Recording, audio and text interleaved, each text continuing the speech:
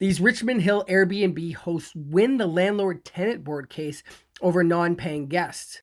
You may be saying, wait, Airbnb, landlord-tenant board, those things don't work together. And you're right. This is an update to a video I did recently where the guest had booked a 1-year long-term stay through Airbnb, agreeing to have Airbnb deduct their payment month to month to stay in their basement apartment.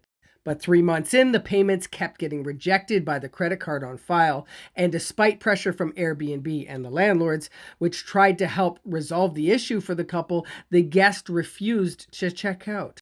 As you might have assumed, Airbnb stays are not typically covered by the landlord-tenant board, but this story had a twist. The host had the guest sign a standard lease in addition to the agreement that the guest made when they booked through Airbnb.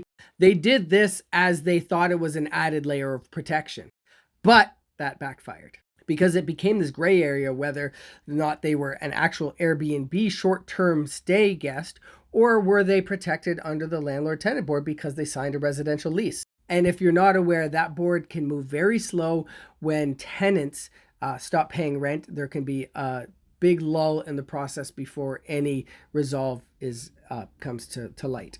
We don't know full details because the couple signed a non-disclosure agreement with Airbnb. But according to the landlord-tenant board hearing documents, the guest was ordered to pay up and get current on the amount owed or be evicted. So I guess they were being considered, a long-term tenant based on that lease they signed.